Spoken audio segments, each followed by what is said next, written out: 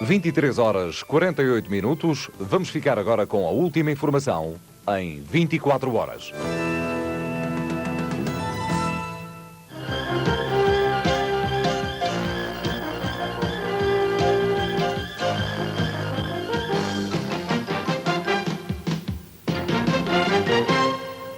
Boa noite. Portugal vai pedir aos Estados Unidos a clarificação de algumas partes do Acordo das Lajes. A decisão foi anunciada pelo Primeiro-Ministro depois de uma reunião em Washington com o Presidente Reagan. Para Cavaco Silva, trata-se não de cessar ou reduzir as facilidades concedidas aos Estados Unidos, mas procurar identificar as dificuldades e encontrar soluções. Em Washington, Pedro Luís de Castro está a acompanhar as conversações e tem os pormenores. A crise também atingiu os Estados Unidos, parecem dizer todos os negociadores americanos, para justificarem os cortes na ajuda económica a Portugal. Mas ao proporem a cedência de material militar usado e ultrapassado, não estarão a pensar demasiado neles, dizem os negociadores portugueses. A verdade é que as aproximações entre os dois povos têm que ser feitas sem medos e receios, já que os pontos de vista sobre relações luso-americanas, sobre a NATO e sobre muitas outras questões mundiais são exatamente as mesmas. Este é o espírito dos comunicados finais lidos hoje nos jardins da Casa Branca pelos dois políticos, americano e português. Mas no nosso caso, Cavaco Silva aproveitou o seu comunicado para formalmente anunciar a intenção portuguesa de pedir consultas aos americanos sobre a clarificação de certos objetos do Acordo das Lajes. Informei o Presidente Reagan que era intenção do governo português solicitar a realização de consultas conforme está previsto no Acordo. Destas consultas não significa qualquer intenção de cessar ou reduzir as facilidades de que dispõem os Estados Unidos em território português. Trata-se apenas de, como amigos e como aliados, procurarmos identificar as dificuldades e encontrar soluções que satisfaçam o interesse mútuo, de modo a garantir um quadro de cooperação favorável ao desenvolvimento das relações preferenciais entre os dois países. Essas relações preferenciais justificam, em parte, o propósito dessas consultas, já que se destinam a clarificar divergências de interpretações do Acordo de 1983. Mas note-se que, como explicou o Primeiro-Ministro no encontro com os jornalistas, depois da reunião com Reagan, o desenrolar das consultas poderá conduzir ao que se pode classificar como uma atualização do velho Tratado de Defesa Luso-Americano de 1951, no qual se baseia o Acordo de 1983. Amanhã será o dia duro das negociações com Carlucci, ou como já se diz na delegação portuguesa, Carlucci é amigo de Portugal e às vezes é muito difícil fazer negócios com os amigos. Aqui de Washington é um trabalho de Bernardino Gonçalves e Norberto Lopes, com os jornalistas Luciano Barcelos e eu próprio Pedro Luís de Castro para o 24 horas. A posição do governo português foi reafirmada pelo Ministro da Defesa, Eurico de Melo. Falando a jornalistas durante uma visita à primeira Brigada Mista da NATO, em Santa Margarida, Eurico de Melo disse que as negociações que o Primeiro-Ministro está a realizar com a administração americana deverão conduzir à elevação do presente acordo à categoria de tratado. Falando aos jornalistas em Santa Margarida, Eurico de Melo referiu-se ao auxílio militar dos Estados Unidos e ao Acordo das Lajes, repudiando, em ambos os casos, especulações. O auxílio militar friso americano para 1988 foi acrescido em termos financeiros de 2,5 milhões de dólares relativamente ao ano passado. Além disso, teremos ainda à nossa disposição excedentes das Forças Armadas americanas pela desmobilização que está a ser feita de algumas divisões das Forças Armadas dos Estados Unidos. Não se trata de modo nenhum, como especulativamente se tem feito, de receber sucata, mas receber material operacional nas melhores condições. O Acordo de 1951, de utilização da base das Lajes pelas Forças Armadas americanas, neste momento está tudo desatualizado, até pelo tempo que tem, e que procuraremos, no clima da maior amizade entre aliados que somos, refazer esse acordo, eventualmente transformando num tratado mais moderno que comprometa não só o governo americano, mas o Estado americano, para não haver interpretações duvidosas como as que ultimamente têm sido feitas em relação ao acordo existente.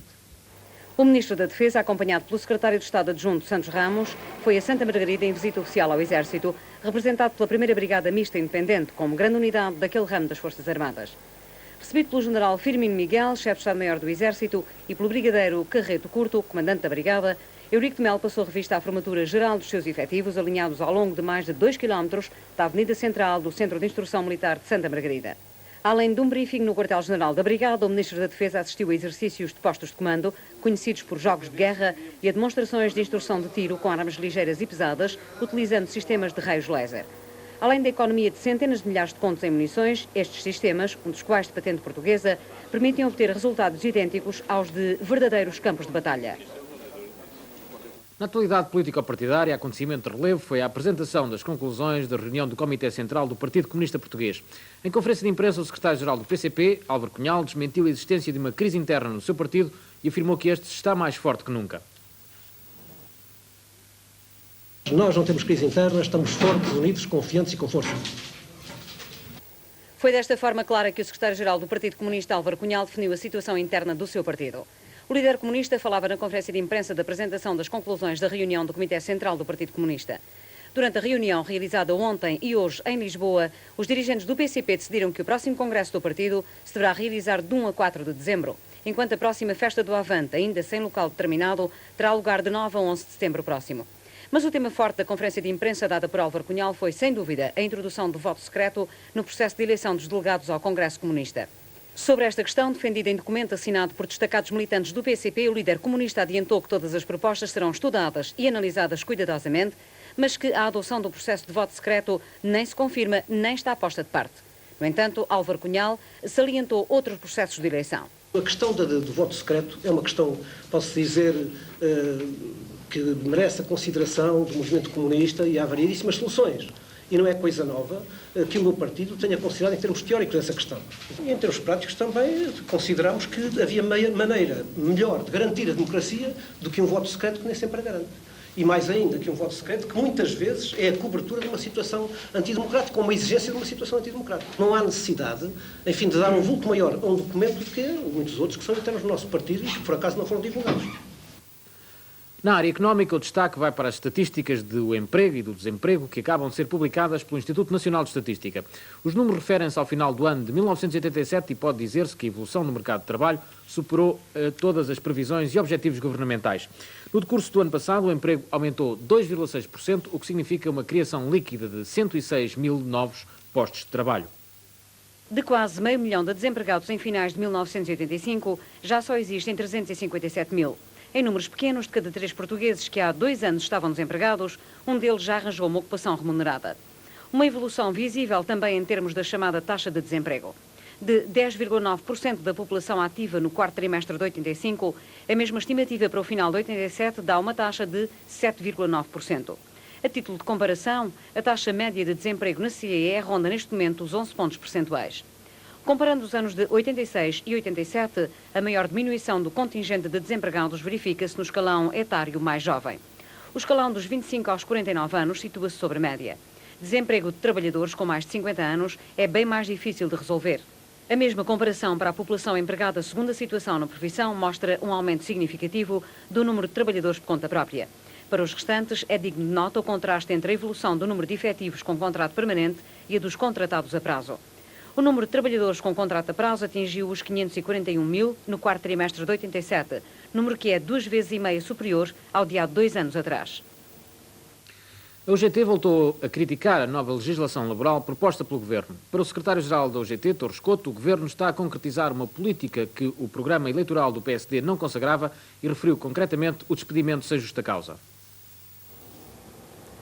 Torres Couto falava no final de um almoço promovido pelo American Club, do qual foi convidado de honra. Durante a sua intervenção, criticou duramente o pacote laboral que o Governo pretende ver aprovado, considerando ao mesmo tempo que o Executivo iludiu a UGT e os trabalhadores quando continua a consagrar o despedimento sem justa causa. O secretário-geral da UGT afirmou também que o Governo, com esta legislação, está mais empenhado em flexibilizar o despedimento individual e alargar a utilização dos contratos a prazo do que em promover o desenvolvimento económico e a coesão social.